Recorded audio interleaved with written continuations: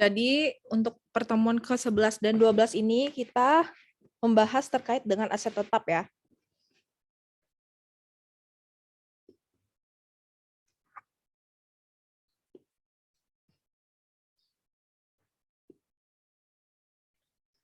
Nah, jadi di sini menggolongkan biaya atau uang yang dikeluarkan, itu biaya yang telah terjadi dapat diklasifikasikan sebagai aset tetap, investasi, dan beban. Nah, bagaimana sih kita menggolongkan biaya yang kita keluarkan itu merupakan aset tetap, investasi, atau beban? Nah, tahap yang pertama itu kita menentukan apakah barang yang dibeli bersifat jangka panjang. Jika barang yang dibeli itu tidak bersifat jangka panjang, maka dapat diklasifikasikan sebagai beban. Nah, jika barang tersebut tidak dibeli dalam bersifat jangka panjang, itu diklasifikasikan sebagai beban. Tapi kalau sebaliknya, jika barang tersebut itu bersifat jangka panjang, maka dapat diklasifikasikan sebagai aset tetap dan investasi. Nah, bagaimana cara membedakan aset tetap dan investasi? Nah, kita tentukan tahap yang kedua, apakah aset digunakan dalam kegiatan operasi? Nah, jika tidak digunakan dalam kegiatan operasi, itu maka uang yang kita keluarkan itu kita golongkan sebagai investasi. Tapi jika biaya yang dikeluarkan itu digunakan dalam kegiatan operasi itu ya, maka itu yang disebut dengan aset tetap gitu ya. Jadi gimana cara kita menentukan dia aset tetap atau tidak? Jadi dia digunakan dalam jangka yang panjang dan digunakan dalam kegiatan operasi. Nah, itu yang dimaksudkan dengan aset tetap. Nah, makanya pengertian aset tetap di sini aset yang berwujud. Jadi ada aset yang tak berwujud ya, tapi kalau aset tetap itu aset yang berwujud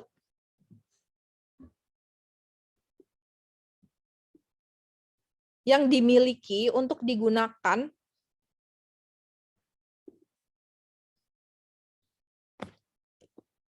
dalam produksi atau penyediaan barang atau jasa untuk direntalkan kepada pihak lain atau untuk tujuan administratif dan diperkirakan untuk digunakan selama lebih dari 1 periode. Jadi lebih dari 1 periode yang disebut dengan jangka panjang. Jadi dia digunakan untuk kegiatan operasi, baik dalam produksi atau dalam penyediaan barang dan jasa, atau untuk direntalkan kepada pihak lain, atau untuk tujuan administratif. Ini ya, ini yang dimasukkan digunakan dalam kegiatan operasi perusahaan. Nah, diperkirakan digunakan dalam jangka panjang, yaitu lebih dari 1 periode. Nah, di aset tetap itu diatur dalam PSAK nomor 16 tahun 2014. Nah, karakteristik dari aset tetap itu yang pertama berwujud, yang kedua umur ekonomis lebih dari 1 tahun, yang ketiga digunakan dalam kegiatan operasi perusahaan dan tidak untuk dijual maupun investasi. 4, mempunyai nilai yang cukup material atau besar. Yang kelima, dimiliki perusahaan. Di mana kendaraan yang disewa perusahaan dari pihak lain itu bukan aset tetap. Jadi, aset tetap itu merupakan yang telah dimiliki oleh perusahaan itu ya. Nah, macam-macam aset tetap itu ada tanah, bangunan, mesin-mesin, peralatan, kendaraan. Ini macam-macam dari aset tetap. Penilaian dan penyajian aset tetap. Jadi IFRS itu mengizinkan salah satu dari 2 metode.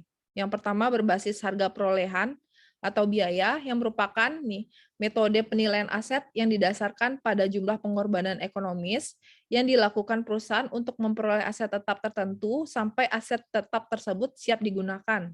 Nah, jadi nilai aset tetap sama dengan jumlah rupiah historis pada saat memperoleh aset tetap dikurangi akumulasi penyusutan jika ada. Lalu juga yang kedua ada berbasis revaluasi atau nilai pasar.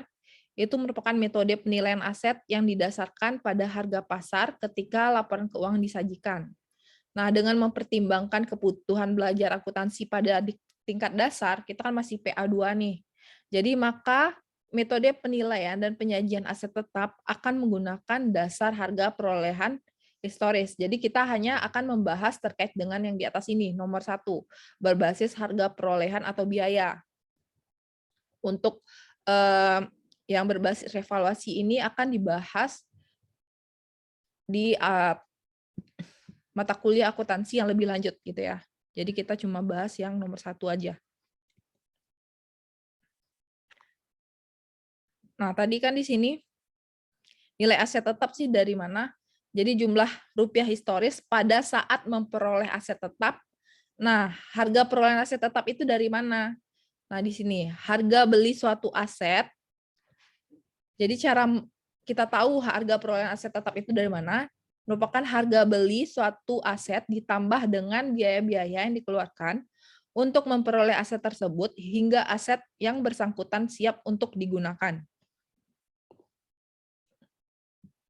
Contohnya nih, gedung.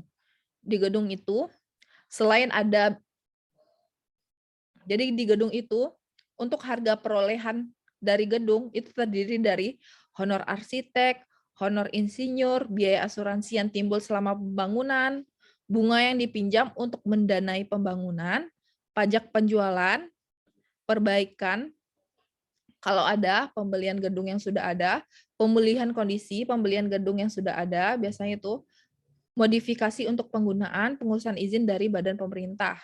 Nah, untuk harga perolehan aset tetap itu contohnya pajak penjualan, ongkos kirim, pemasangan, perbaikan, pemulihan kondisi, asuransi saat barang dalam perjalanan, pemasangan komponen, modifikasi untuk penggunaan, pengujian untuk penggunaan, pengurusan izin dari badan pemerintah. Lalu untuk tanah itu ada harga pembelian, pajak penjualan, pengurusan izin dari badan pemerintah, komisi untuk makelar, biaya kepemilikan tanah, biaya survei, pajak properti, penghancuran atau pemindahan gedung yang tidak diinginkan, pengubahan kontur tanah. Jadi, misalnya nanti di soal ujian, misalnya diketahui harga perolehan mesin, misalnya ada di situ harga beli mesinnya berapa, misalnya 10 juta. Lalu ditambah ongkos kirimnya ada 1 juta misalnya ongkos kirim. Pemasangan, ada biaya pemasangan itu ada 2 juta. Jadi untuk harga perolehan dari mesin itu penambahan dari 10 juta ditambah 1 juta tadi ongkos kirimnya ditambah dengan pemasangan itu 2 juta. Jadi total harga perolehan mesin itu sama dengan 13 juta gitu ya maksudnya ya. Jadi lihat lagi di sini yang mana yang termasuk harga perolehan dari masing-masing aset. Kalau gedung apa aja yang masuk harga perolehannya, mesin dan peralatan apa aja yang masuk biaya-biayanya, ini ada di sini. Tinggal dipahami lagi. Lanjut, cara-cara memperoleh aset. Itu ada yang pertama, pembelian tunai. Itu dicatat sebesar harga perolehan. Lalu yang kedua, pembelian angsuran. Itu dicatat sebesar harga perolehan. Adalah total angsuran ditambah dengan beban tambahan seperti beban pengiriman, biaya balik, beban pemasangan tidak termasuk beban bunga. Lalu yang ketiga itu ditukar dengan surat berharga, dicatat sebesar harga pasar saham atau obligasi yang digunakan sebagai penukar. Yang keempat ditukar dengan aset tetap lain, dicatat sebesar harga perolehan. Yang kelima diperoleh sebagai donasi, dicatat dan diakui sebesar harga pasarnya.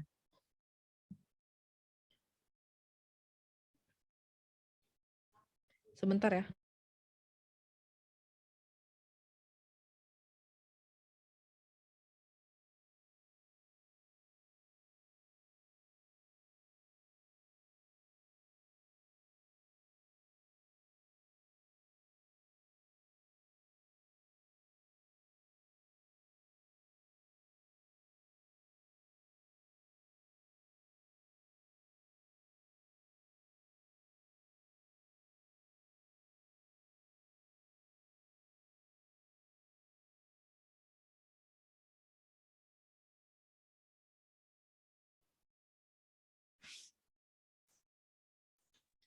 Lalu selanjutnya beban-beban selama masa penggunaan aset tetap, yaitu selama penggunaan aset tetap itu ada biaya reparasi dan pemeliharaan.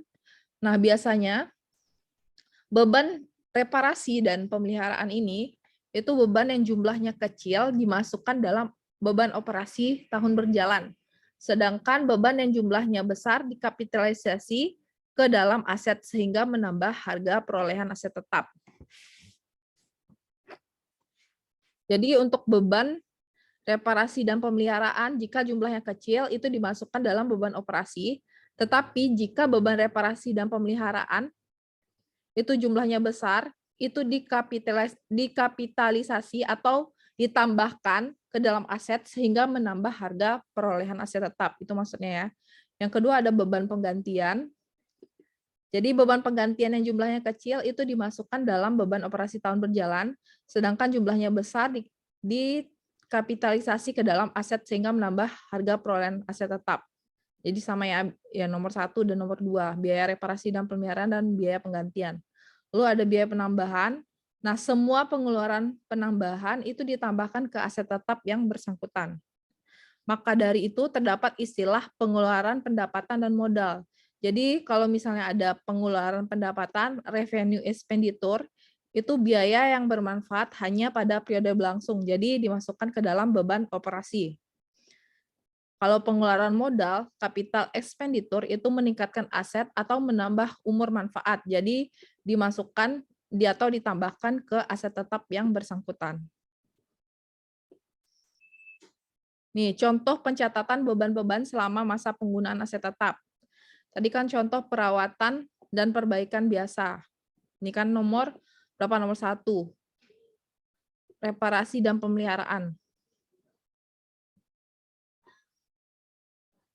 Jadi ada biaya perawatan dan perbaikan biasa.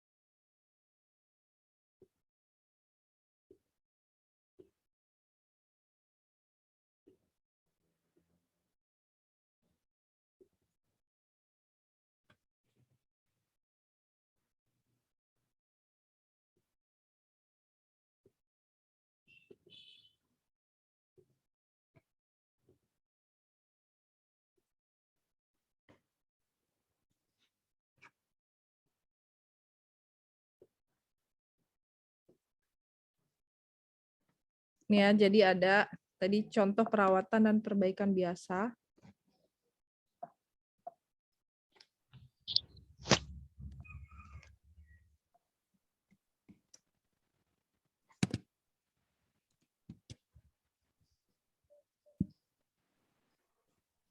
Sejumlah 300.000 yang dibayarkan untuk perawatan truk pengiriman. Perawatan truk pengiriman. Jadi tadi kan dibilang kalau untuk biaya perawatan dan perbaikan biasa, kalau misalnya nilai nominalnya kecil, itu dia diakui sebagai beban. Tapi jika nilai yang dikeluarkan itu besar, maka ditambahkan ke aset tetap. Coba Debbie Haura, 300.000 itu besar atau kecil? Debbie Haura? Besar, Bu. 300.000 besar. Untuk truk pengiriman itu besar atau kecil? Kecil, Bu. Kecil. Jadi dimasukkan kemana dia? Ke beban atau ke aset? Beban, Bu. Jadi jurnalnya gimana? Debitnya apa? Kreditnya apa? Beban perawatan truk 300.000 di Terus? debit. Ya. Kas 300.000 di kredit. Iya.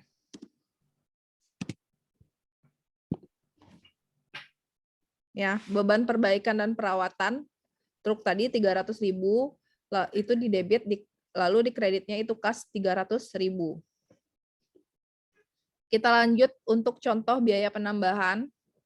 Nih, nilai jasa truk pengiriman dapat ditingkatkan dengan menambah alat pengangkat hidrolik senilai 5.500.000 untuk mempermudah dan mempercepat bongkar muat barang berat. Muhammad Farid, 5.500.000 itu besar atau kecil? Besar, Bu. Besar. Jadi Ya, Bu. ditambahkan ke beban atau ke asetnya langsung? Asetnya langsung, Bu. Jadi apa jurnalnya?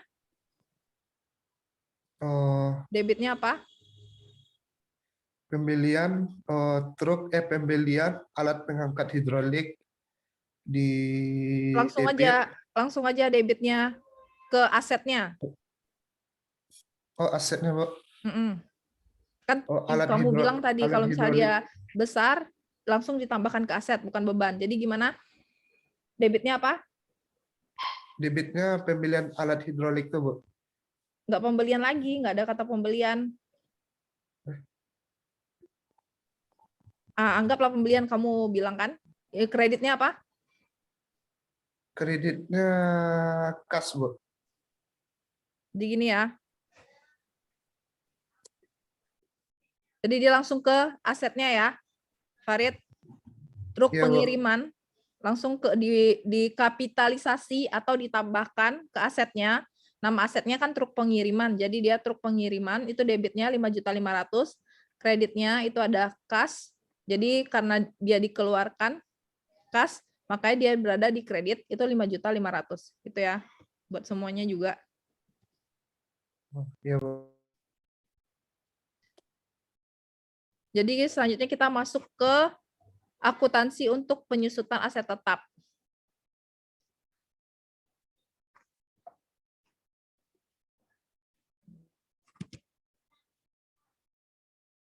Nah, penyusutan aset tetap itu apa? Penyusutan adalah pengalokasian harga perolehan aset tetap menjadi beban ke dalam periode akuntansi yang menikmati manfaat dari aset tetap tersebut atau penurunan nilai aset tetap akibat adanya keausan karena keusangan. Tanah itu memiliki kemampuan yang tidak terbatas sehingga tanah tidak didepresiasi. Untuk aset tetap lainnya seperti mesin, peralatan itu didepresiasi gitu ya. Nah, faktor-faktor yang mempengaruhi besarnya penyusutan, yang pertama itu harga perolehan atau disingkat HP, merupakan keseluruhan uang yang dikeluarkan untuk memperoleh suatu aset sampai siap digunakan oleh perusahaan. Nilai sisa atau residu disingkat NS, taksiran harga jual aset tetap pada akhir masa manfaatnya.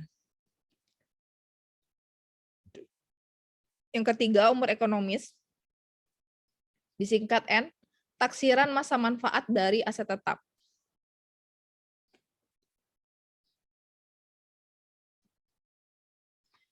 Jadi gini,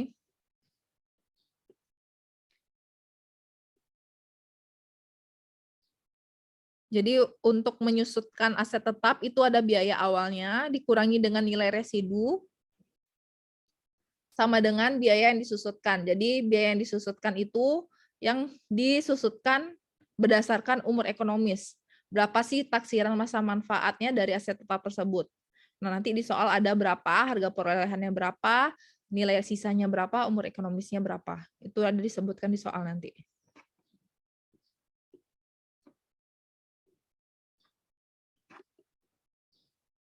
Nah, jurnal penyesuaian untuk mencatat penyusutan aset tetap, itu di debit ada beban penyusutan, di kredit ada akumulasi penyusutan. Nah, istilah nilai buku, nanti ada nilai buku, itu aset tetap yaitu harga perolehan aset tetap dikurangi akumulasi penyusutan aset tetap. Itu yang dimaksud dengan nilai buku.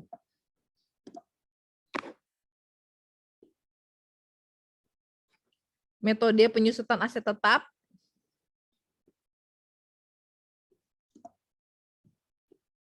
Ada yang pertama, metode garis lurus. Yang kedua, metode saldo menurun berganda.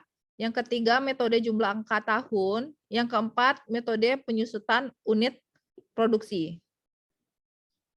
Nah, penyusutan untuk perpajakan, di mana regulator perpajakan Indonesia itu hanya memperbolehkan 2 metode untuk menghitung penyusutan dalam perusahaan untuk tujuan perhitungan pajak, yaitu metode garis lurus dan metode saldo menurun.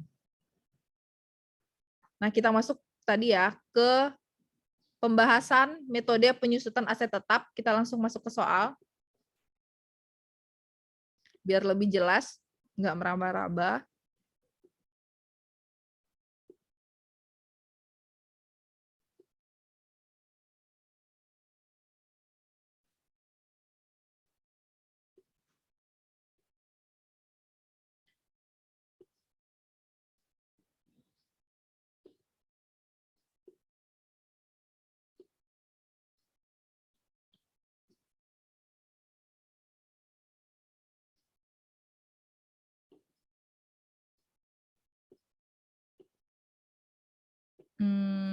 Aura putih. Aura putih. Aura putih Aulia. Ya, Bu. Kelihatan Excel-nya? Ya, Bu. Kelihatan, Bu. Kelihatan ya. Kita masuk ya ke metode penyusutan yang pertama, yaitu metode garis lurus.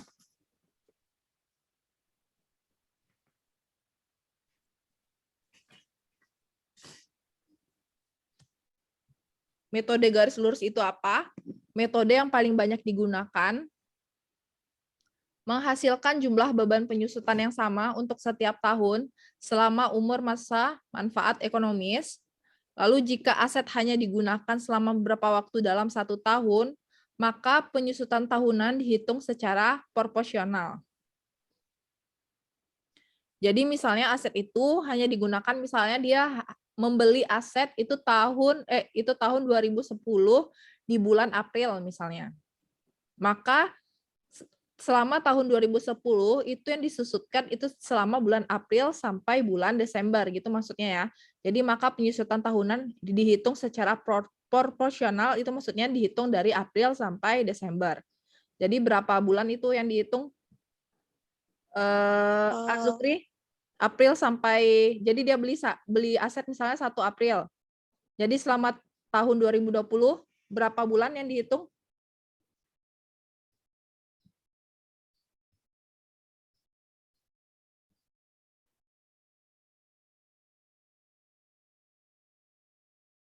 Rizka Aulia?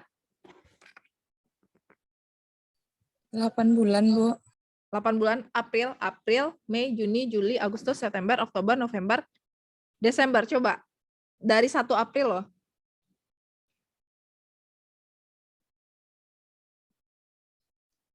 Sembilan, Bu. 9 ya. Hati-hati ya. Kalau dia dari awal dari tanggalnya di awal berarti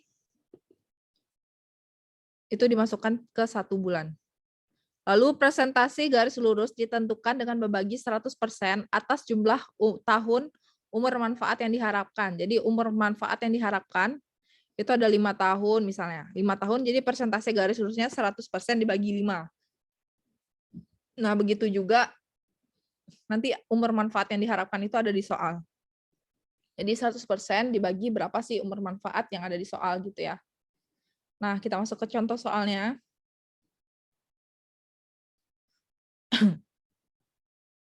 Nih, peralatan dibeli pada tanggal 1 Oktober 2012 dengan harga menurut faktur sebesar 20 juta. Biaya pemasangan peralatan itu 2 juta. Ongkos angkut ke perusahaan itu 1.500.000. Biaya pengujian untuk penggunaan itu 500.000. Umur manfaat yang diharapkan yaitu 5 tahun dengan estimasi nilai sisa atau residu sebesar 2 juta. Hitunglah beban penyusutan dan buatlah jurnal tiap tahun dengan menggunakan metode garis lurus. Jadi diketahui harga perolehannya itu sama dengan, jadi kan harga perolehan yang Ibu bilang tadi di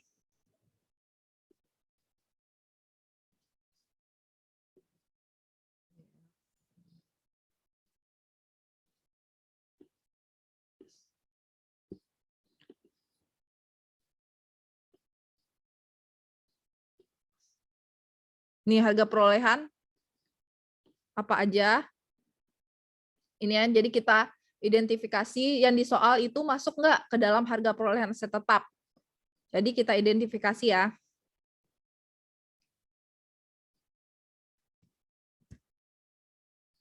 Silakan ini difoto atau di screenshot dulu. Nanti Ibu tanya. Nggak nampak. Nggak kelihatan? Nggak kelihatan, Bu. Loading, Bu. Bentar ya. Udah, Bu.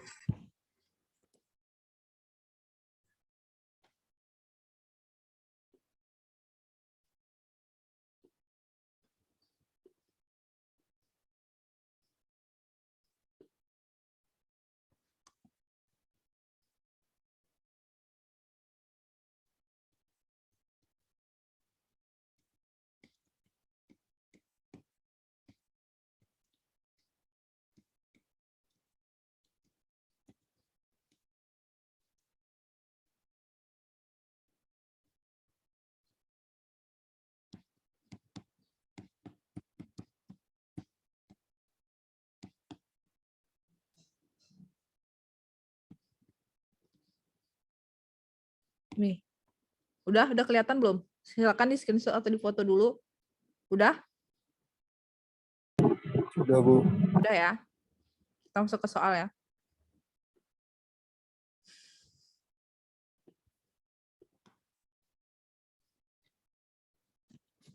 Yani Novita.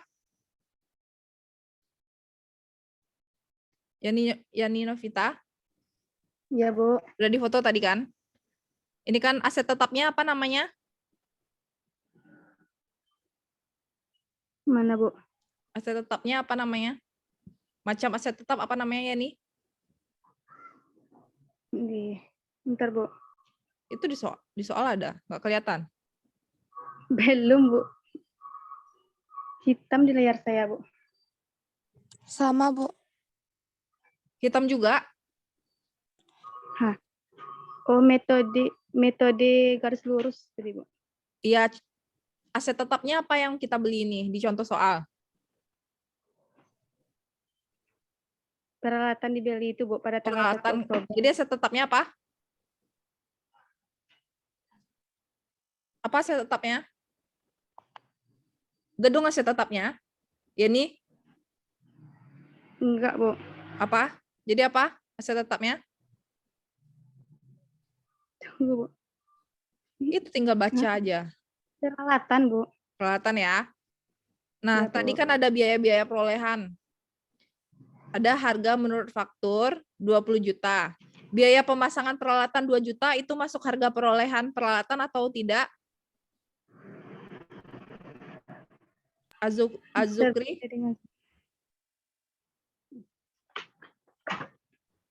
Masuk, Bu. Azukri? Biaya pemasangan peralatan Ya, Bu. masuk harga perolehan atau tidak?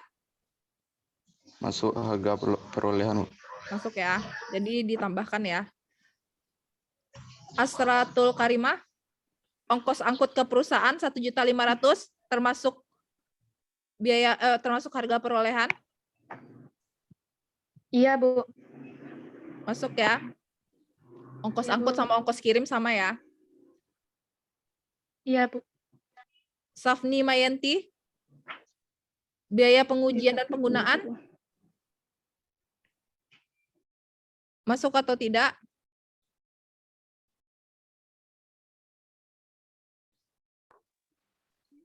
Safni Mayanti? Safni Mayanti, Ya, Bu. masuk atau tidak ke harga perolehan? Masuk, Bu. Masuk ya. Jadi karena mereka masuk semua, itu kita tambahkan ke komponen harga perolehan. Jadi 20 juta, nih ya, diketahui HP harga perolehan, harga menurut faktur ditambah biaya pemasangan peralatan, tambah ongkos angkut, tambah biaya pengujian. Jadi ada 20 juta, ditambah 2 juta biaya pemasangan, ditambah 1.500.000 ongkos angkut, ditambah dengan biaya pengujian itu 500.000 Totalnya harga perolehan 24 juta. Gitu ya. Ini ada pertanyaan? Paham ya yang ini ya, sejauh ini ya? Bu, izin bertanya, Bu. Ya, silakan. Siapa? Marwan Hanafi, Bu. Ya. Bedanya ongkos angkut sama beban ongkos itu apa, Bu? Sama aja. Ongkos kirim sama aja. Kata-katanya aja yang beda. Udah? Udah, Bu. Umur manfaat N 5. Ini ada di soal ya. Nih. Umur manfaat yang diharapkan yaitu 5 tahun. Ada di soal. Nilai sisa NS 2 juta. Juga ada di soal. Nah, tinggal kita jawab. Jawab, kan ditanya, ditanya, hitunglah beban penyusutan dan buatlah tiap tahun untuk dengan menggunakan metode garis lurus. Kita jawab, jadi presentasi garis lurus itu sama dengan 100% dibagi 5 tahun, jadinya 0,2. Kalau jadiin persen, jadi 20%.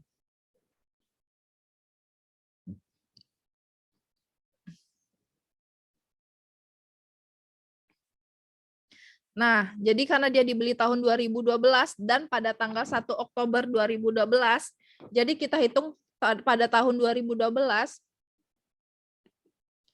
itu hanya selama berapa bulan? Regina? Selama tahun 2012, kita menghitung depresiasi untuk peralatan itu berapa bulan?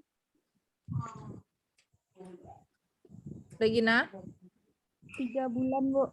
3 bulan. Karena apa 3 bulan? Karena dari tanggal 1 Oktober sampai 31 Desember. Ya, dari 1 Oktober sampai 31 Desember. Jadi 3 bulan ya. Jadi setelah kita hitung persentase garis lurusnya, kita hitunglah depresiasi tahun 2012. Itu 1 Oktober sampai 1 Desember sampai 31 Desember 2012. Jadi sama dengan harga perolehan dikurangi dengan nilai sisa dikali presentase garis lurus kali jumlah bulan per 12. Jadi harga perolehannya itu 24 juta, dikurangi nilai sisanya itu di soal 2 juta, dikali presentase garis lurus yang kita cari tadi 20%, dikali jumlah bulannya berapa? 3 tadi kan kata Regina, 3 per 12 bulan. Hasilnya setelah dicari itu 1.100.000. Nah, 1.100.000 lah yang kita jurnalkan jurnal penyelesaian depresiasi di 31 Desember 2012. Jadi debitnya itu ada beban penyusutan peralatan 1.100.000, lalu di kreditnya itu ada akumulasi penyusutan peralatan 1.100.000 gitu ya. Nah, kita lanjut ke depresiasi tahun 2013 sampai 2014.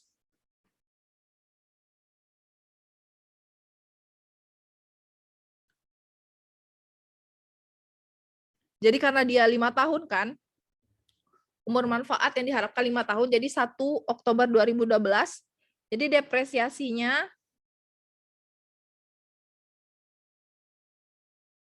Waira Hasanah sampai tahun berapa? Sampai tanggal berapa depresiasinya dan tahun berapa? Waira Hasanah? Iya, Bu. Kan dia peralatan itu kan dibeli pada tanggal 1 Oktober 2012. Umur manfaatnya 5 tahun. Jadi apa namanya tuh? Depresiasi terakhirnya pada tanggal berapa? 2016, Bu. Coba 2016. Coba hitung lagi. 2015 ke tambah 5 aja berapa? Kenapa 2016? 2017, Bu. 2017 tanggalnya?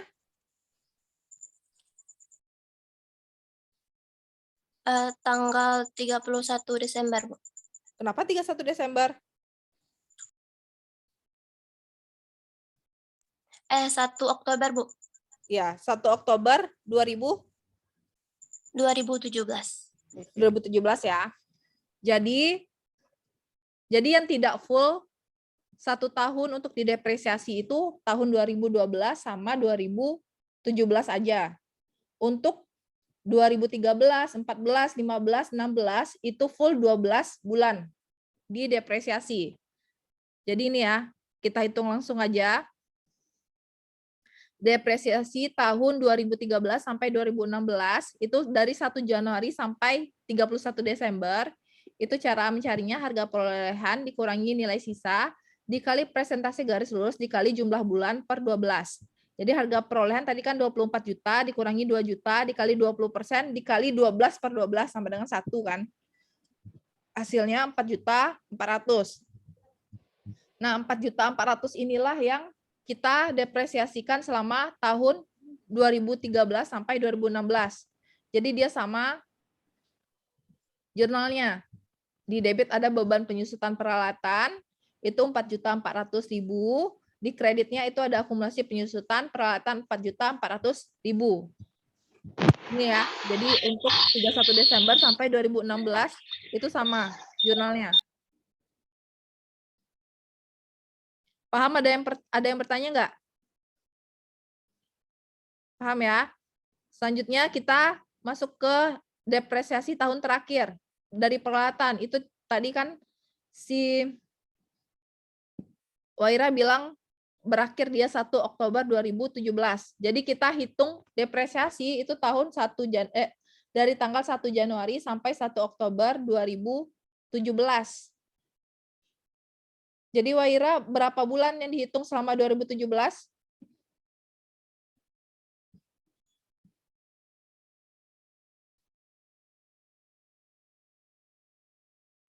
9 bulan, Bu. 9 bulan. Jadi 9 bulan ya, depresiasi tahun 2017 itu dari 1 Januari sampai 1 Oktober itu ada 9 bulan. Jadi cara dapatnya harga perolehan dikurangi dengan nilai sisa dikali presentasi garis lurus dikali jumlah bulan per 12. Jadi 24 juta dikurangi 2 juta dikali 20% dikali 9 per 12 hasilnya sama dengan 3.300.000. Nah, 3.300.000 inilah yang kita jurnal untuk jurnal penyusutan di 31 Desember 2017. Jadi ada beban penyusutan peralatan 3.300.000 di debit, kreditnya itu ada akumulasi penyusutan peralatan 3.300.000. Jadi gitu ya. Jadi total akumulasi penyusutan peralatan itu pasti dari harga perolehan dikurangi nilai sisa. Jadi total akumulasi penyusutan peralatan itu ditambah di jurnalnya itu tahun 2012 itu 1.100.000 kayak gini ya cara carinya ya. Total akumulasi penyusutan peralatan itu dari ini 2012 ditambah 2013 ditambah 2014 ditambah 2015 ditambah 2016 ditambah 2017. Hasilnya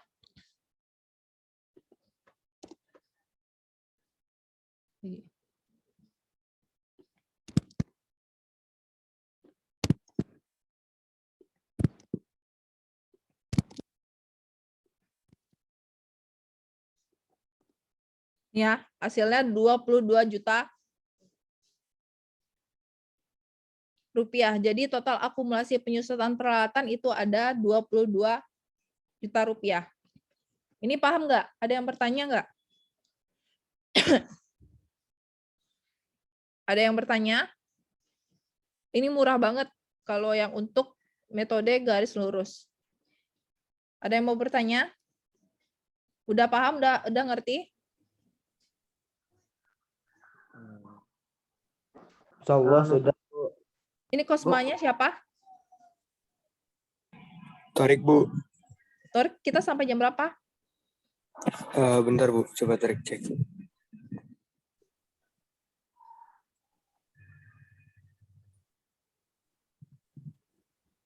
Akuntansi sampai jam 10, Bu. Sampai jam 10 ya, selama ya. Lalu ada yang kedua, metode saldo menurun ganda. Ini lebih payah lagi. Jadi nanti kan ini Ibu rekam ya. Nah, setelah Ibu rekam, Ibu masukkan ke YouTube, ntar kalian itu ya, kalian bikin di catatan ya. Catatan itu ntar Ibu periksa di akhir Baik, Bu. di akhir pertemuan, berarti pertemuan ke-15 untuk tambahan nilai. Oke. Baik, Bu. Itu untuk nilai proses juga. Jadi misalnya nilai ya ditambah-tambahin dikit lah nilai. Kalau misalnya catatannya lengkap. Jadi kalau akuntansi ini, kalau nggak nyatat, ya ngawang-ngawang dia. Jadi harus dicatat biar nggak ngawang-ngawang. Jadi yang kedua, metode saldo menurun ganda atau double declining balance method merupakan metode saldo menurun ganda menghasilkan beban periodik yang semakin menurun selama estimasi umur manfaat aset. Diaplikasikan dalam 3 tahap. Tahap yang pertama itu menentukan persentase garis lurus menggunakan umur manfaat yang diharapkan. Jadi kan tadi udah tarif penyusutan garis lurus itu 100% dibagi umur manfaat. Nah, umur manfaatnya ada di soal. Lalu tahap yang kedua, menentukan saldo menurun ganda dengan mengalihkan tarif garis lurus dari tahap 1, yang tahap 1 ini hasilnya berapa, dikali dengan 2 gitu. Jadi tarif penyusutan saldo menurun berganda itu berarti 2 kali dari tarif depresiasi garis lurus gitu maksudnya ya. Tahap yang ketiga, menghitung beban penyusutan dengan mengalihkan tarif saldo menurun ganda dari tahap 2 dengan nilai buku aset. Jadi beban penyusutan sama dengan tarif penyusunan saldo menurun berganda dikali nilai buku awal periode. Nilai buku itu apa? Sama dengan harga perolehan dikurangi akumulasi penyusutan. Nah, nilai sisa pada metode ini hanya diperhitungkan pada tahun-tahun terakhir perhitungan depresiasi. Contoh soalnya, sama kayak tadi, contoh soalnya. Pertanyaannya aja beda. Hitunglah beban penyusutan dan buatlah jurnal tiap tahun dengan menggunakan metode saldo menurun berganda. Diketahui, ini sama juga ya sama yang tadi. Saldo garis lurus. Kita jawab langsung ya. Tahap yang pertama katanya apa? Tentukan dulu berapa sih tarif penyusutan garis lurus, yaitu 100% dibagi umur manfaat. 100% umur manfaatnya 5. 100% dibagi 5, yang ini, sama dengan 20%. Lalu kita masuk ke tahap kedua, kita tentukan tarif penyusutan saldo menurun berganda, yang merupakan 2 kali dari tarif penyusutan garis lurus. Yaitu tarif saldo menurun berganda yaitu 20% dikali dengan 2, hasilnya 40. Ini ya. Jadi tarif penyusutan saldo menurun berganda itu ada 40%. Lalu tahap ketiga itu kita tentukanlah beban penyusutan. Nah, beban penyusutannya gimana cara mencarinya? Nih. Biar mudah kita pakai tabel. Ini ada tabel di sini, ada tahun 1, 2, ini tahun 0, 1, 2, 3, 4, 5. Nih ya. Jadi kita bikin tahunnya 0, 1, 2, 3, 4, 5 karena dia ada umur manfaatnya cuma 5 tahun. Periodenya itu dari 1 per tahun ya, hitung periodenya tuh per tahun. Jadi karena dibeli peralatan itu 1 Oktober 2012, jadi kita buat di sini 1 Oktober sampai 31 Desember 2012. Lalu 2013 itu full dari 1 Januari sampai 31 Desember. Begitu juga sampai 2016 itu full juga 1 Januari sampai 31 Desember. Nah, tahun kelima itu cuma 1 Januari sampai 1 Oktober 2017. Kayak gitu ya. Lalu kita buatlah kolom biaya. Kolom biaya itu harga perolehan. Kan di perolehan, nih harga perolehan diketahui 24 juta. Nah, buat biaya 24 juta. Gitu ya.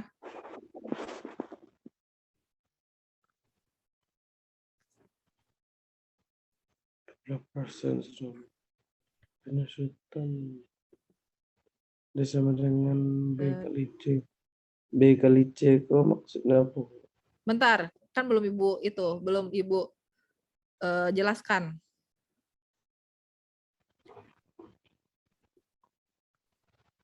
Ini Ibu hapus dulu biar paham.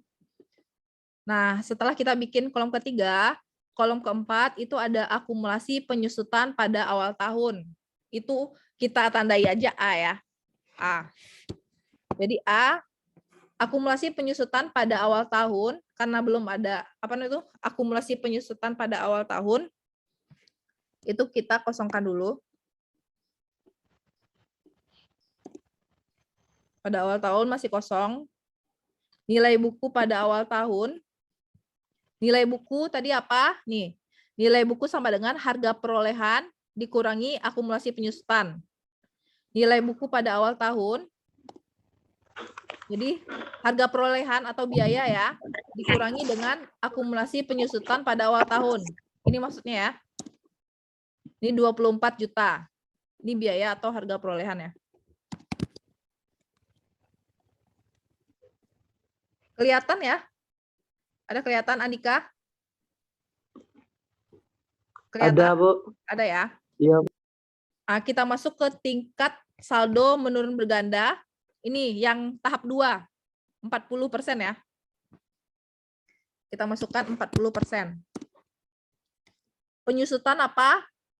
Penyusutan itu dicari dari beban penyusutan. Nih, tarif penyusutan saldo menurun berganda dikali nilai buku awal periode. Nih, tarif penyusutan saldo menurun berganda berarti 40% dikali nilai buku awal periode. Nilai bukunya berapa? Ya. Ini kalau di sini D sama dengan B kali C. 24 juta dikali dengan 40%. Hasilnya 9 juta.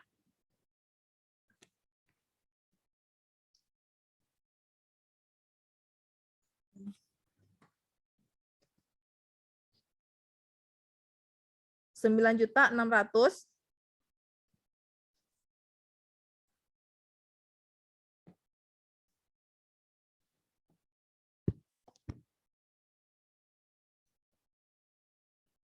Dikali Oktober.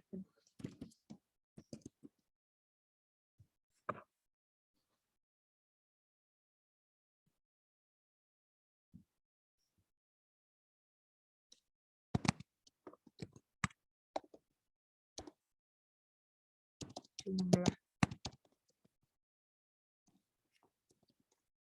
Ini ya penyusutan. Jadi penyusutan di ini kan kalau misal 9.600.000 ini kalau misalnya dia full 12 bulan. Tapi karena dia cuma dari 1 Oktober sampai 31 Desember.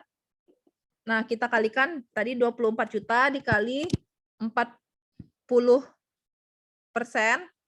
dikali berapa jumlah bulannya? 1 Oktober sampai 31 Desember.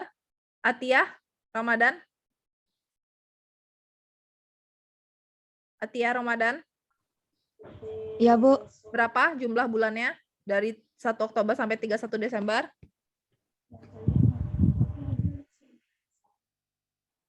Jumlah Berapa? bulannya, Bu. Iya, 1 Oktober sampai 31 Desember berapa? 2. Coba lagi hitung. Dari 1 Oktober loh. 1. Bentar, Bu. Oktober sampai 31 Desember. 3 bulan. Berapa? Berapa? Atia? 3 bulan ya? Bentar. Ya, Bu. 3/12. Gitu ya. Jadi penyusutan pada tahun 2012 itu 2.400.000. Nah, kita hitung nilai buku pada akhir tahun. Nilai buku pada akhir tahun gimana? Harga perolehan dikurangi akumulasi penyusutan. Harga perolehannya mana? 20. Harga perolehan 24 juta dikurangi dengan dikurangi dengan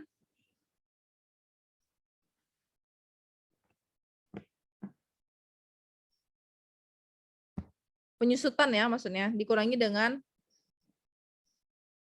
B kurang D, gini ya, dikurangi dengan penyusutan.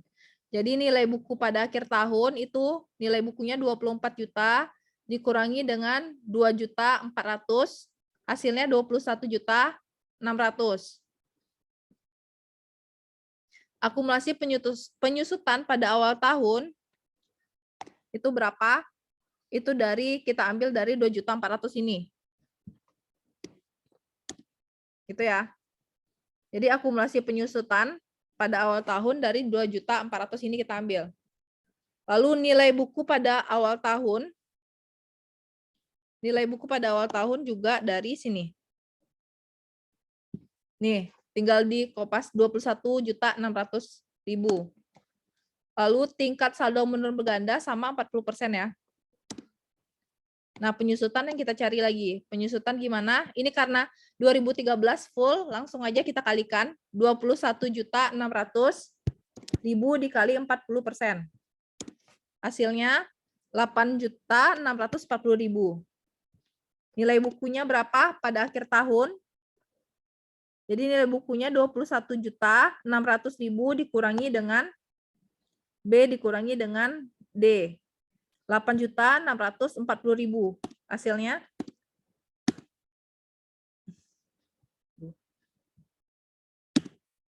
12.960.000.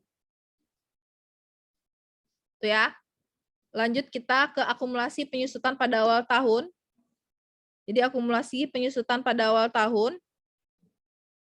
itu akumulasi itu jumlah semua penyusutan ya pada tahun sebelum-sebelumnya. Jadi 2.400.000 ditambah 8.640.000. Hasilnya 11.040.000.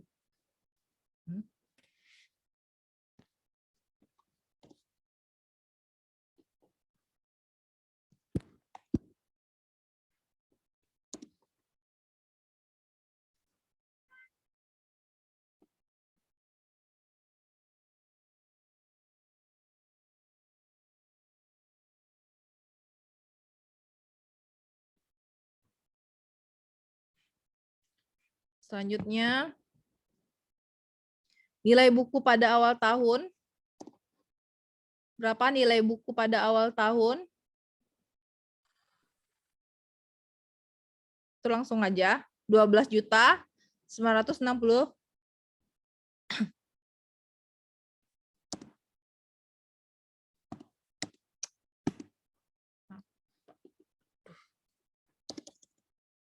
Nilai buku pada awal tahun 12.960.000. Tingkat saldo menurun berganda tetap ya 40%. Nah, penyusutan pada tahun 2014 nih, 2014 nih 40% dikali dengan 12.960.000, hasilnya 5.184.000. Nilai buku pada akhir tahun 12.960.000 dikurangi dengan 5.184.000, hasilnya 7.776.000. Lanjut ke akumulasi penyusutan pada awal tahun A. Ini dijumlahkan semuanya, tambah. Ya. 16.224.000. Nilai buku pada awal tahun. Nilai buku pada awal tahun ini kita masukkan H. Yang ini 7.776.000. Tingkat saldo menurun berganda 40%. Penyusutan 7.776.000 dikali 40%.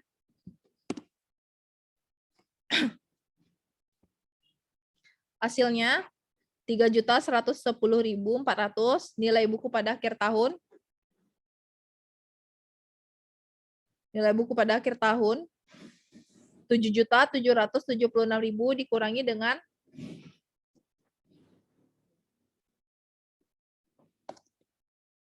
7.776.000 dikurangi dengan penyusutan 3.110.400. Hasilnya 4.665.600. Lanjut, akumulasi penyusutan pada awal tahun.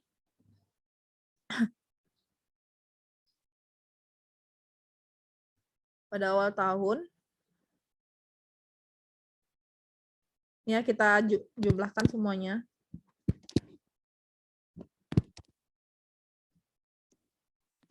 Hasilnya 19.334.400. Nah, nilai buku pada awal tahun. Ini tinggal kita kopas saja, 4.665.600. Saldo menurun begadang 40%. Penyusutan 2016 juga full ya, 12 bulan. Jadi langsung aja 4.665.600 dikali 40%. Hasilnya 1.866.240. Nah, nilai bukunya berapa? Jadi dari 4.665.600 dikurangi dengan penyusutan 1.866.240, hasilnya 2.799.360 gitu ya. Akumulasi penyusutan. Ini kita jumlahin juga. Udah, kita jumlahin terus ya.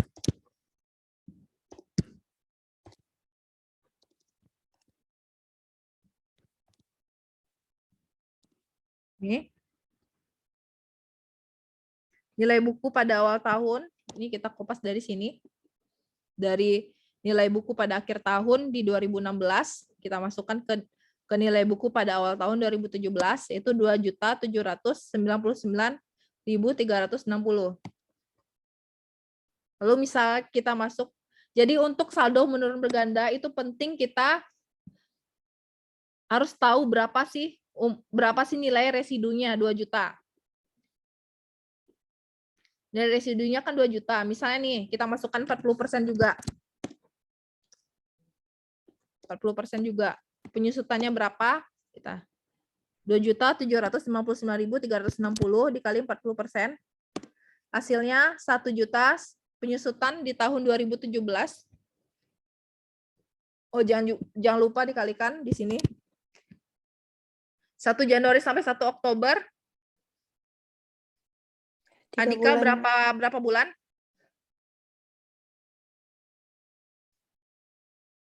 1 Januari sampai 1 Oktober 2017 berapa bulan? 10 bulan, Bu. Coba hitung lagi. 9. 9 ya? Ya, Bu. 9/12.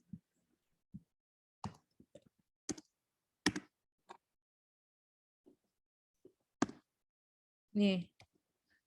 Penyusutannya 839.808. Kita lihat nilai buku pada akhir tahun di 2017. Ini 2.799.360 dikurangi 839.808. Hasilnya berapa? Hasilnya 1.959.552. Sedangkan nilai sisa residunya itu harus 2 juta. Jadi kita tidak bisa pada akhir tahun 2017 ini, kita tidak bisa kalikan 40%. Jadi langsung aja kita bikin 2 juta di sini. Nah, 2 juta, jadi penyusutannya berapa? Itu dari 2.799.360 dikurangi dengan 2 juta. Jadi penyusutan di 2017 itu ada seharga 799.360 gitu. Jadi gini ya, nilai buku itu jika kecil daripada nilai sisa, maka penyusutan tahun 2017 tidak dapat diperhitungkan sebesar yang tadi 2.799.360 dikali 40%. Nggak bisa dikalikan langsung seperti yang di atas-atas, seperti yang tahun 2012 sampai 2016. Nggak bisa seperti itu. Karena nilai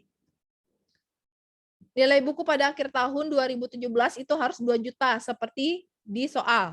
Di soal kan nilai residunya 2 juta. Jadi nilai bukunya harus 2 juta gitu. Jadi cara mencarinya gitu, kita buat sini 2 juta dulu. 2 juta dulu.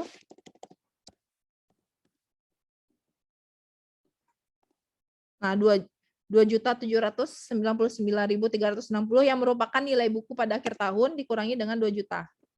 Hasilnya 799.360. Ini ada yang itu enggak? Ada yang bertanya enggak? Silakan bertanya. Silakan bertanya. Udah paham nih? Ibu tanya deh. Nova Asrianti. Ya, Bu.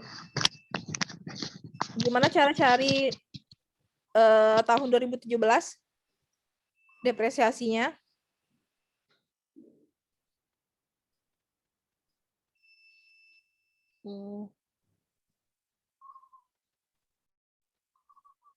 Yang 2 juta itu, Bu. Ya, gimana cara mencarinya? Tidak dikalikan dengan 40% karena kalau dikalikan dengan 40% nilainya akan kurang dari 2 juta, Bu. 2 juta Caranya nilai buku residunya, Bu. nilai sisa ya. Sisa, Ya, terus? sisa, Bu. Caranya pertama dibuat 2 juta di nilai buku akhir itu, kemudian 2.799.360 itu dikurang dengan 2 juta, Bu. Hasilnya? Hasilnya 799.360.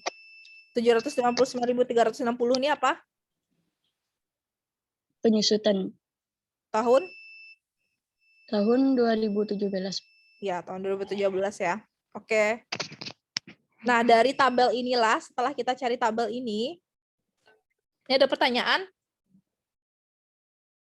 Bu, izin bertanya, Bu. Silakan. Siapa? Marhana, Bu. Ya, Marhana. Marwan, Bu. Ya, Marwan.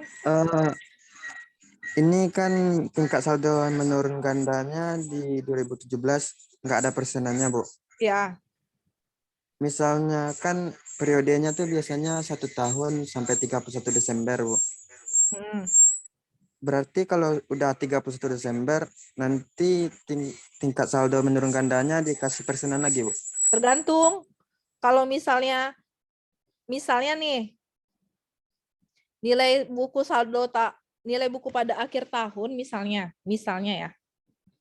Misalnya ini 30% misalnya.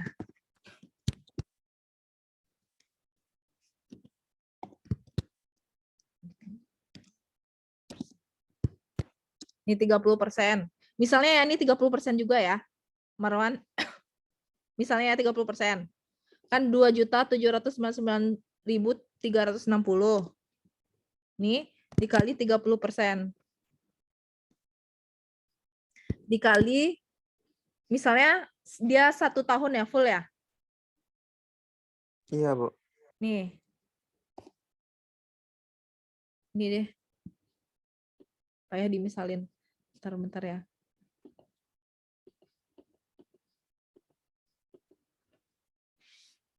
Misalnya 2.799.360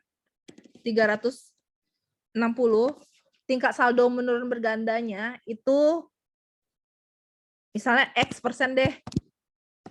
Nah, penyusutan di sini dapat dari 2.799.360 dikali X persen hasilnya misalnya nih 600.000.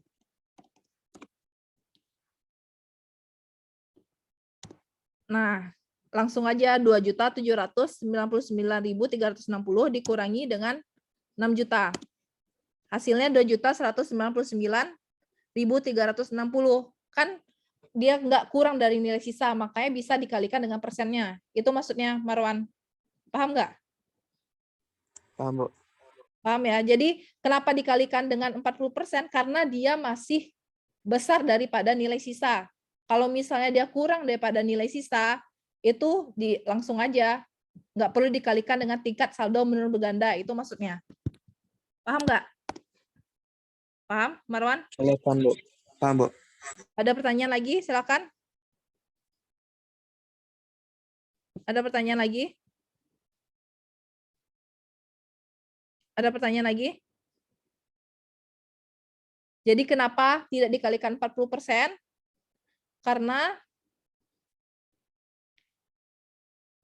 jika dikalikan dengan 40%, hasilnya nilai buku akhir tahunnya pasti kurang daripada nilai sisa. Sedangkan di metode saldo menurun berganda itu tidak boleh nilai buku pada akhir tahun kurang daripada nilai sisa gitu ya.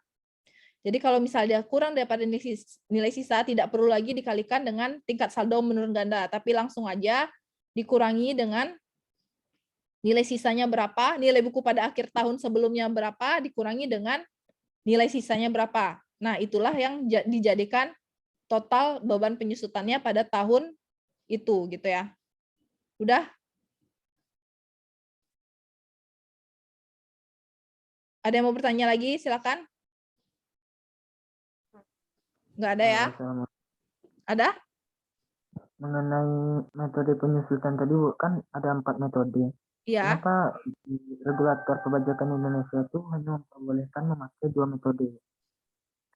Kenapa 2 metode? Karena kalau di metode garis lurus dan metode saldo menurun berganda, itu pajaknya lebih besar dibandingkan pakai metode yang lain. Kalau perpajakan kan pengennya apa yang didapatkan uangnya lebih banyak. Jadi kalau misalnya dia pakai metode garis lurus sama metode saldo menurun berganda, itu bebannya jadi lebih kecil sehingga pajaknya besar gitu. Kalau dia pakai metode yang lain, itu bebannya jadi sedikit, bebannya jadi besar, pajaknya jadi kecil, makanya dia nggak mau. Paham nggak maksud Ibu? Ya, paham, Bu. Paham ya? Jadi kenapa dia hanya 2 metode ini? Karena dengan 2 metode ini beban penyusutannya kecil, sehingga nanti beban pajaknya jadi besar kayak gitu. Karena beban metodenya kecil, uang yang didapatkan sama pajak itu lebih besar gitu. Makanya yang diperbolehkan hanya metode garis lurus dan metode saldo menurun berganda gitu. Ada lagi pertanyaan? Ada lagi? Enggak ya, lanjut ya. Karena ini udah selesai, yang kita bikin kolomnya, lanjut aja kita bikin jurnal penyesuaiannya per masing-masing tahun. Jadi untuk tahun 2012, langsung aja nih dari beban penyusutan, nih kita kopas saja. Nih 2.400.000. Untuk 2013, nih 8.640.000. 2014 gitu juga. Jadi debit kreditnya sama. Jadi untuk jurnal penyusutan itu pasti di debitnya selalu beban penyusutan peralatan, lalu di kreditnya itu pasti akumulasi penyusutan peralatan. Sebesarnya ini yang kita cari di kolom tadi, 2.400.000 di tahun 2012, 2013 8.640.000, 2014 5.184.000, 2015 3.110.400, 2016 1.866.240, 2017 799.360. Itu ya. Nah, untuk metode saldo menurun berganda ini selesai kita bahas.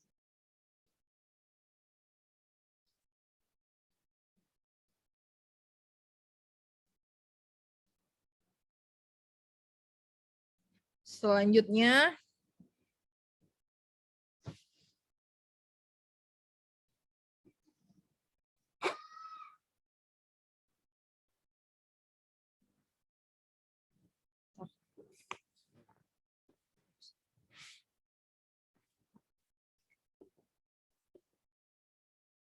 3 metode jumlah angka tahun. Nih, besarnya penyusutan semakin lama semakin menurun. Beban penyusutan per tahun sama dengan tarif penyusutan dikali harga perolehan dikurangi nilai sisa. Tarif penyusutan itu angka tahun dibagi jumlah angka tahun. Nah, jumlah angka tahun itu misalnya nih, kan misalnya di soal kan jumlah umur ekonomisnya kan 5 tahun. Jadi jumlah angka tahun tuh 5, 4, ditambah 4, ditambah 3, ditambah 2, ditambah 1. Jadi berapa tuh? 5 tambah 4 tambah 3 tambah 2 tambah 1. Hasilnya 15. Nah, untuk tahun yang lebih besar pakai rumus N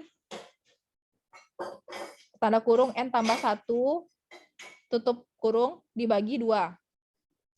Misalnya ada umur manfaat ekonomisnya misalnya 15 tahun misalnya.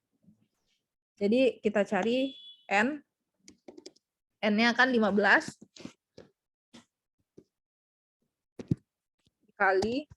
dikali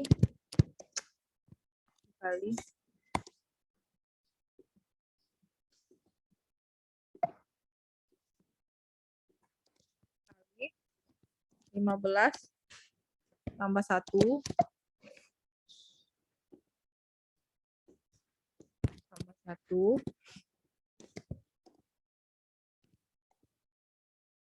240 dibagi 2 120. Kayak gini ya. Tapi biasanya untuk PA ini nilai nanti di soal palingan cuma 5 tahun, 4 tahun, 3 tahun kayak gitu. Enggak besar-besar. Nah, contoh soalnya sama. Cuma itu doang yang beda. Pertanyaan, hitunglah beban penyusutan dan buatlah jumlah jurnalnya tiap tahun dengan menggunakan metode jumlah angka tahun. Diketahui harga perolehan sama dengan harga menurut faktur. Yang ini sama ya, sama yang sebelumnya. Jadi harga perolehannya totalnya 24 juta. Umur manfaatnya itu ada 5, nilai sisanya itu 2 juta.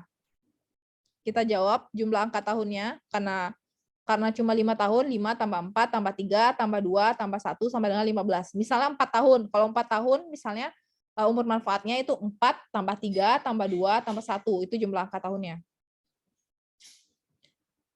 Nah, nih kita bikin periode angka tahun, tarif penyusutan. Jadi kita bikin di kolomnya, itu ada periodenya kapan, angka tahun, tarif penyusutan, perhitungan penyusutan, beban penyusutannya berapa.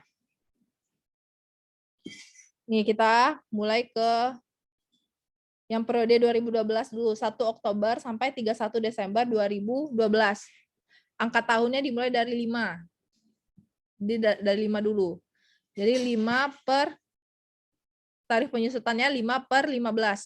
Perhitungan penyusutannya jadi 5 per 15 dikali harga perolehan dikurangi dengan nilai sisa tutup kurung. Jadi 24 juta dikurangi 2 juta dikali berapa bulannya.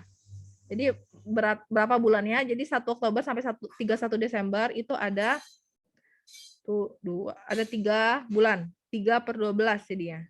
Jadi beban penyusutan 1.833.333. Gitu ya. Nah, untuk 1 Januari 31 Desember 2012 itu ada 2 yang digunakan tarif penyusutannya.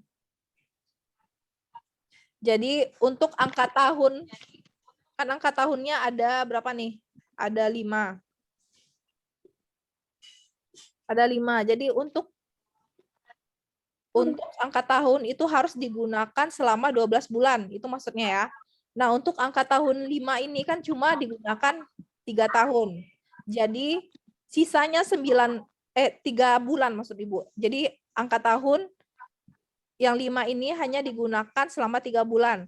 Sehingga sisanya berarti 9 bulan lagi itu digunakan di tahun selanjutnya gitu maksudnya ya. Jadi untuk 1 Januari sampai 31 Desember itu angka tahunnya 5. Yang 5 tadi harus dipakai selama 12 bulan, jadi 5/12. 5/12 kali 24 juta dikurangi 2 juta dikali sisanya. Tadi kan udah 2012 sudah dipakai 3 tahun. Jadi sisanya berapa? Dipakai lagi 9, udah dipakai 3 bulan. Jadi 2013 itu harus dipakai 9 bulan. Jadi kali 9/12 hasilnya 5.500.000. Nah, selanjutnya di 2013 itu ada kan angka tahun 5 tadi itu telah dipakai selama 12 nih.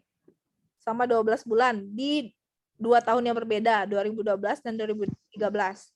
Selanjutnya kita masuk ke angka tahun yang keempat. Sehingga tarif penyusutannya 4/15, perhitungan penyusutannya 4/15 dikali 24 juta dikurangi 2 juta dikali 3 bulan per 12. Hasilnya 1.466.667. Kenapa dikali 3? Karena di 2013 kan tarif penyusutan yang digunakan atau angka tahun kan 5/15 kan. Itu cuma 9 bulan. Jadi sisanya itu menggunakan angka tahun di bawahnya. Jadi 4/15 selama 3 bulan. Ini paham nggak? Paham ya? Jadi dia setiap angka tahun itu harus digunakan selama 12 bulan, itu maksudnya. Nah, begitu juga di tahun 2014, 2015, 2016. Jadi ada 2 tahun yang akan ada dua angka tahun yang digunakan. Jadi setiap angka tahun harus genap 12 bulan digunakan gitu maksudnya. Nah, kita masuk langsung ke 1 Januari ke 1 Oktober 2017, angka tahun yang paling terakhir kan 1. Tarif penyusutan pasti karena angka tahunnya 1, jadi tarif penyusutan pasti 1/15. Perhitungan penyusutan 1/15 kali 24 juta dikurangi 2 juta dikali 1 itu kan di 2016 cuma dipakai 3 bulan. Jadi pada tahun 2017 itu berarti sisanya ada 9 bulan lagi. Jadi 9/12. Hasilnya 1.100.000. Nah, kita untuk benar nggak sih yang kita cari, kita jumlahkan total akumulasi penyusutannya. Nih kita jumlahkan semuanya beban penyusutan sini. Kalau dia benar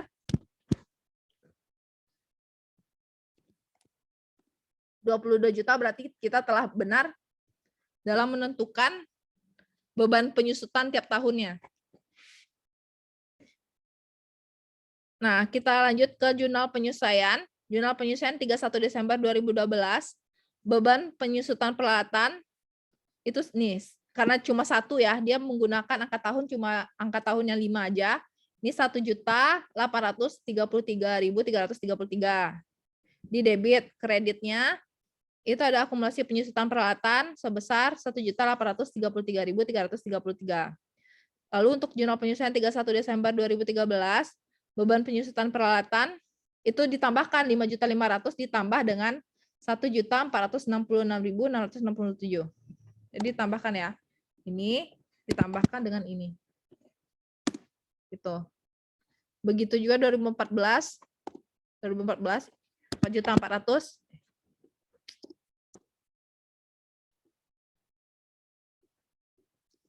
Ini 4.400.000 ditambah 1.100.000. Ya. 2015 juga begitu. Ini 2015.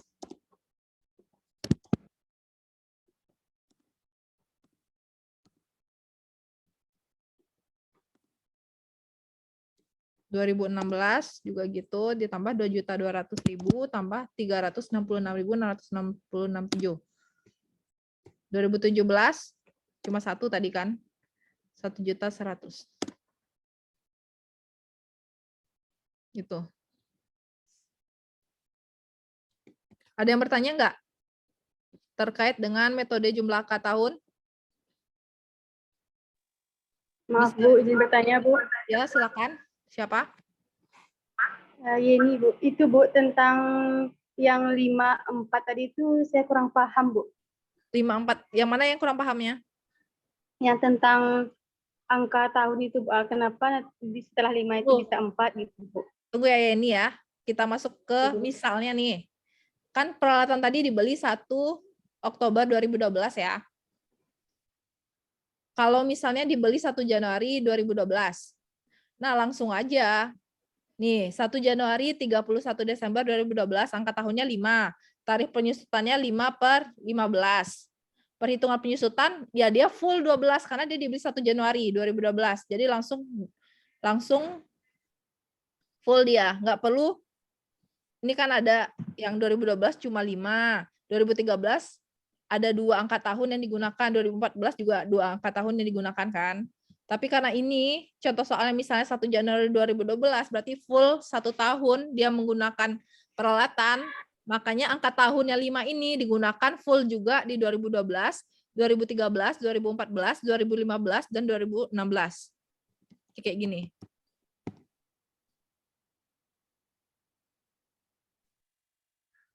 Paham nggak ya nih? Paham nggak? Yang kamu tanyakan 5, kenapa 5, 4, 4, 3, 2, 2, 1, 1 gitu. Iya, Bu. Dia emang menurun gitu, jadi kan 5 nih, angka tahun 5. Angka tahun ini gunanya untuk apa? Untuk menentukan tarif penyusutannya berapa. Jadi ke angka tahunnya misalnya kita gunakan 5, jadi 5/15. Nah, perhitungan penyusutan 2012 karena dia dibeli 1 Oktober cuma kepakai berapa ya nih? Berapa bulan? 3, Bu. 3 ya, 3 ini bulan. 3/12. Makanya ini dia perhitungan penyusutannya kayak gini ya. Jadi ntar beban penyusutannya nih 5/15 dikali 24 juta dikurang 2 juta dikali 3/12 pasti hasilnya 1.833.333 gitu ya. 1 Januari 31 Desember 2013. 5 angka tahun 5. Gunanya apa angka tahun 5 ini? Untuk menentukan tarif penyusutan 5/15. Nah, untuk di 2013 berapa lagi yang digunakan? Ini berapa bulan yang digunakan? Tadi kata Ibu kan 12, tadi udah digunakan 3, berarti tinggal 9 lagi. Ah, ini 9 kan? 9. Berarti beban penyusutannya jadi 5.500.000. Nah, 5 ini udah habis, berarti udah habis digunakan kan? Angka tahun yang tarif penyusutan udah habis kan? Berarti di Jadi bawah kan lagi 4. Berarti kan udah habis 12, berarti ke 4 lagi turun. Kalau udah penuh 4, Ya, berarti kan 3 5 lagi. kan, jadi 4 gitu. Kalau misalnya di sini 4, misalnya di sini 4, ini 3 jadinya. Oh iya, Bu. Berarti harus penuhi dulu 12 bulan, baru bisa turun misalnya 5, jadi 4. Oke. Ya, kayak gitu. Bu. Paham ya? Ya nih. Ada Paham, lagi yang insya Allah, bertanya? Bu. Ada yang bertanya lagi? Jadi harus dipenuhi 12 bulan dulu, baru ke angka tahun yang lebih rendah. Ada yang mau bertanya lagi? Udah paham?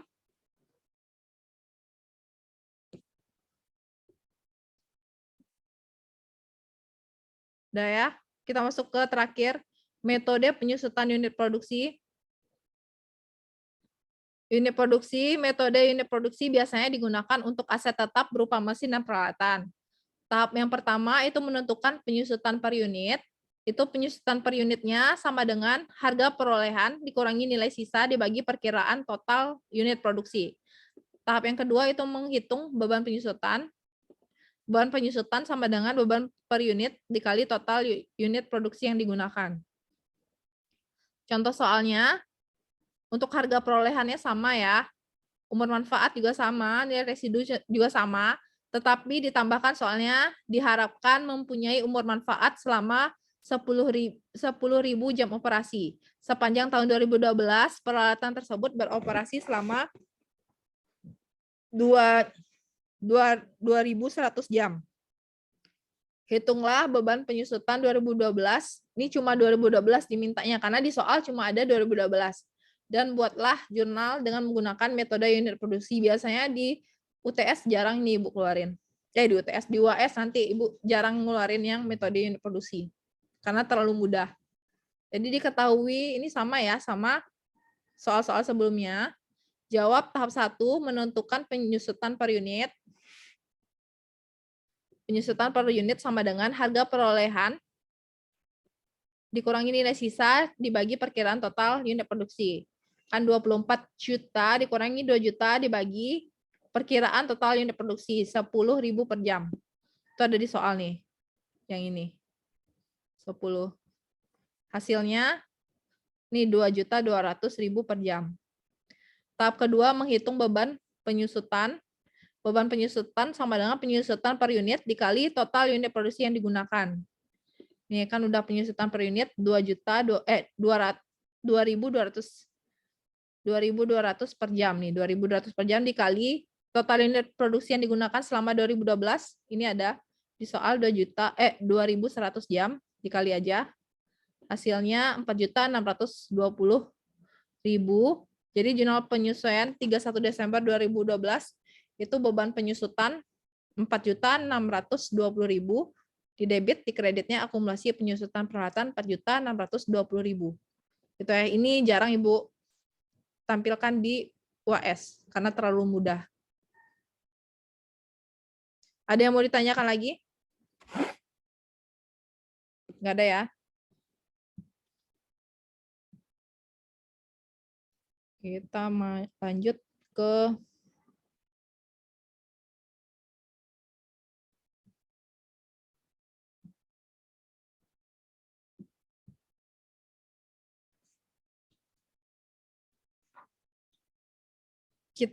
ke pelepasan aset tetap.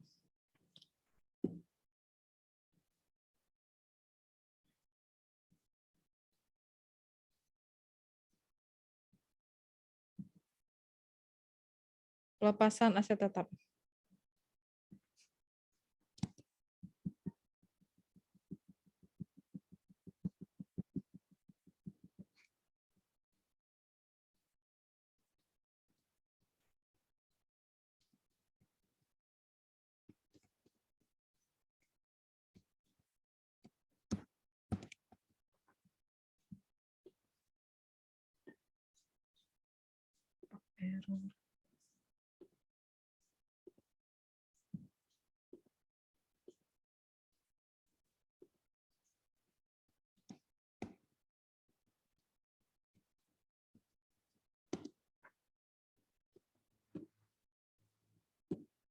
Pelepasan aset tetap.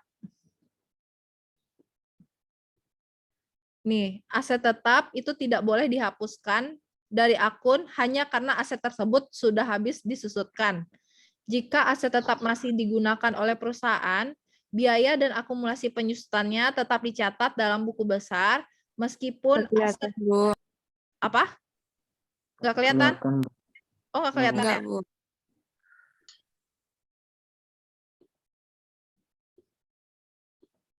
Ini kelihatan? Sudah, Bu. Sudah ya. Ini pelepasan aset tetap. Aset tetap tidak boleh dihapuskan dari akun hanya karena aset tersebut sudah habis disusutkan.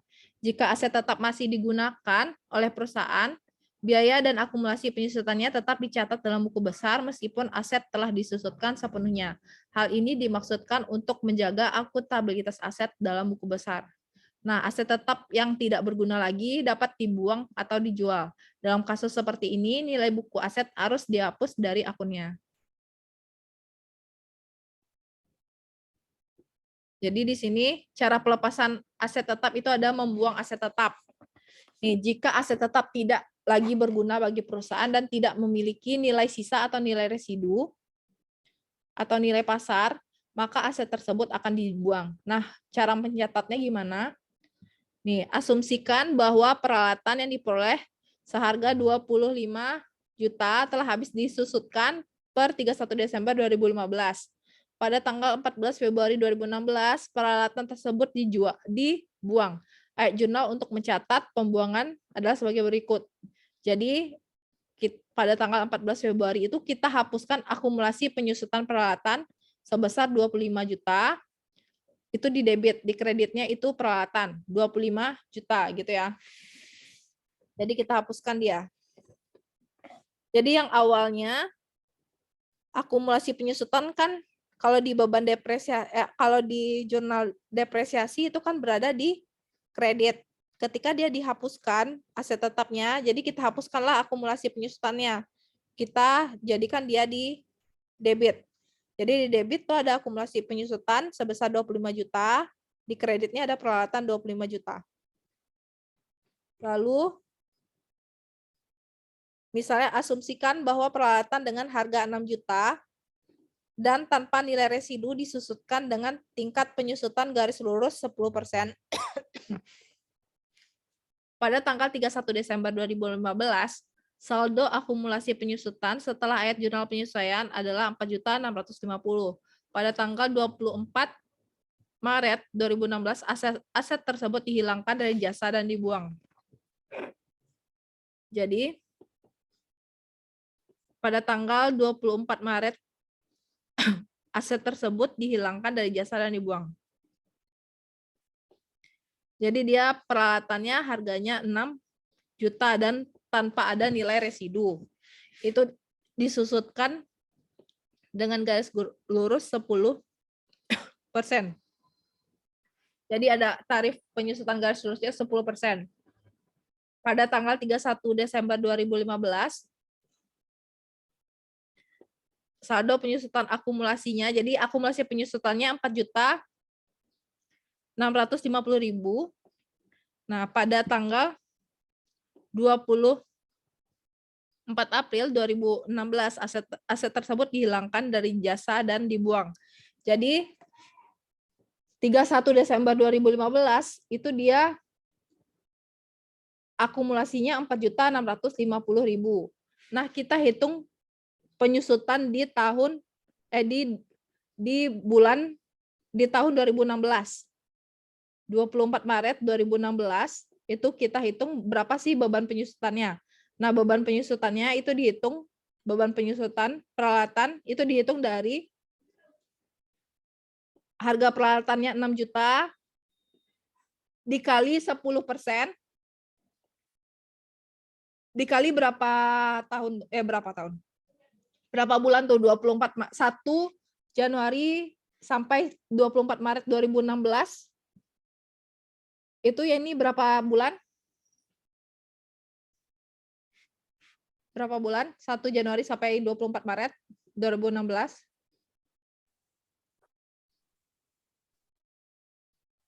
3, Bu. 3 ya. Jadi ada 3 per 12. Jadi untuk 2016 itu ada 6 juta dikali 10% dikali 3 per 12. Jadi ada 150.000 yang akan disusutkan di 2016. Nah, selanjutnya kita masuk ke jurnal penghapusan. Jadi penghapusan kita hapuskan yang awalnya akumulasi penyusutan peralatan itu di kredit, kita buang ke debit. Jadi kita masukkan debit akumulasi penyusutan peralatan itu sebesar yang ini 4.650.000 ditambah yang kita cari tadi 150.000, hasilnya 4 juta. Nih, 4.800.000. 4.800.000. Lalu kita hapuskan peralatan di debit. Awalnya dari debit kita hapuskan berarti berada di kredit sebesar 6 juta. Berarti ada selisihnya 6 juta dikurangi 4.800.000. Selisihnya 1.200.000.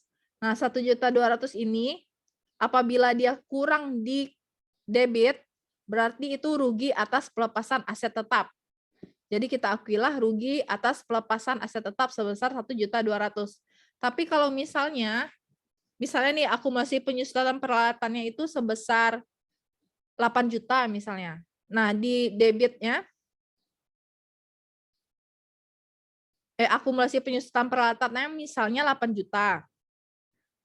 Peralatannya misalnya 6 juta, berarti kurang di kredit. Nah, kurang di kredit berarti kita akui sebagai laba atas pelepasan aset tetap sebesar 2 juta, kayak gitu ya. Tapi karena ini kurangnya di debit, kita akui rugi atas pelepasan aset tetap sebesar 1.200.000. Gitu. Ada yang mau ditanyakan nggak? Selanjutnya kita masuk ke menjual aset tetap.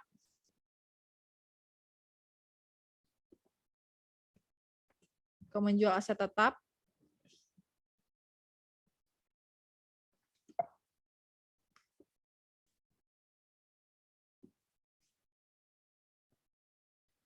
Ayat jurnal untuk mencatat penjualan aset tetap sama dengan ayat jurnal dalam contoh sebelumnya untuk membuang aset.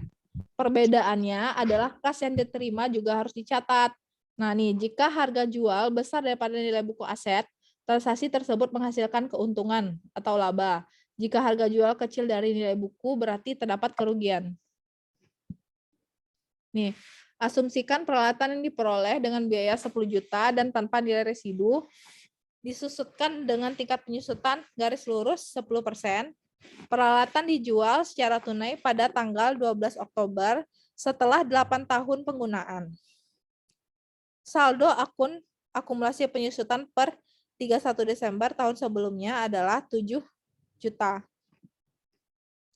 Sama kayak tadi, kan kita cari beban penyusutan di 12 Oktober tahun di 12 kan dia dijual 12 Oktober tahun 2000 setelah 8 tahun penggunaan. Jadi kita cari beban penyusutan setelah 8 tahun penggunaan. Jadi ada Oktober 12 Oktober itu beban penyusutannya sebesar 10 juta dikali 10% dikali 1 Januari sampai 12 Oktober. Itu ada berapa tuh? Januari, Februari, Maret, April, Mei, Juni, Juli, Agustus, September, Oktober. Nah, karena dia 12 Oktober, itu dia belum termasuk ke dalam 1 bulan, jadi hanya dihitung 9/12. Jadi hanya dihitung 9 bulan. Misalnya nih, dia dijual pada tanggal 16 Oktober. Kalau 16 Oktober, maka penyusutan dihitung selama 10/12 gitu. Paham nggak? Jadi kalau misalnya 1 sampai 15 itu dihitung 1 sampai 15 hari itu dihitung 1 bulan. Belum dihitung sampai 1 bulan.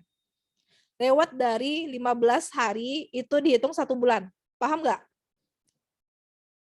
Paham ya? Jadi karena dia 1 sampai 12 Oktober, 1 Oktober sampai 12 Oktober itu kan 12 hari. Jadi dia belum dihitung 1 bulan. Jadi masih 9/12. Jadi 10 juta dikali 10% dikali 9/12. Hasilnya 7.750.000. Jadi untuk 12 Oktober setelah 8 tahun penggunaan itu beban penyusutan itu di debit 750.000. Di kreditnya akumulasi penyusutan 750.000.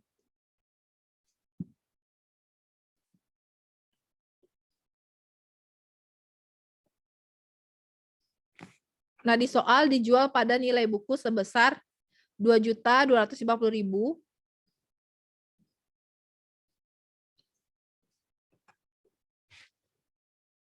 Nah, karena dia dijual pada nilai buku sebesar 2.250.000. Jadi karena dia dijual pada nilai bukunya, jadi tidak ada laba dan rugi. Jadi kita terima kas ya, uang yang diterima itu ada di debit sebesar 2.250.000. Lalu kita hapuskanlah akumulasi penyusutan itu sebesar yang awalnya 7 juta ini ditambah dengan 750.000. Jadi 7.750.000 itu di debit. Lalu di kredit ya, itu kita hapuskan peralatan berada di kredit yang awalnya dia saldo normalnya berada di debit, peralatan kita hapuskan berada di kredit. Jadi ya jumlahkan 2.250.000 ditambah 7.750.000 hasilnya 10 juta. Nah, misalnya jika dijual di bawah nilai buku, nih. Jika dijual di bawah nilai buku berarti terdapat kerugian ya. Jika harga jual kecil daripada nilai buku berarti terdapat kerugian. Jadi dia menjual menerima uang sebesar 1 juta. Jadi ada kas sebesar 1 juta di debit, lalu akumulasi penyusutan 7.750.000 sama ini ya. Jadi ada 7 juta ditambah dengan 7.750.000 tuh 7.750.000. Lalu kita peralatan di debit, di kredit itu ada 10 juta sama-sama yang ini. Awalnya rugi atas pelepasan aset ini nggak ada. Tapi dia kan nggak balance tuh. Nah, untuk membalancekan, yang Ibu bilang tadi kalau dia nggak balance di sebelah debit, berarti timbullah rugi. Jadi ada rugi atas pelepasan aset. Jadi 10 juta dikurangi dengan 1 juta, dikurangi dengan 7.750.000, hasilnya 1.250.000 gitu. Jadi muncullah rugi atas pelepasan aset sebesar 1.250.000. Kalau misalnya dijual dengan harga 2.800.000, maka akan nih ada kas 2.800.000, lalu di debit.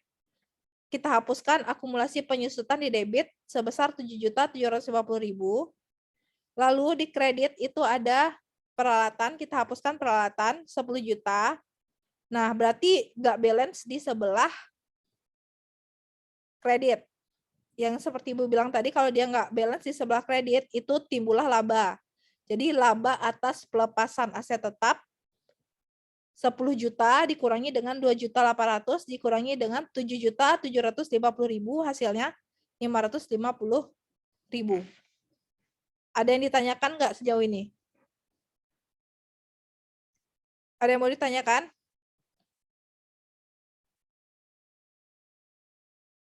Ada yang mau ditanyakan nggak?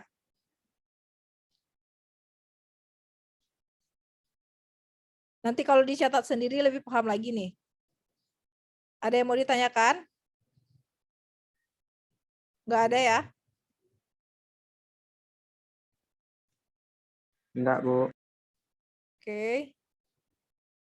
Ibu rasa cukup sekian dulu pertemuan kita pada hari ini. Ada yang mau ditanyakan nggak?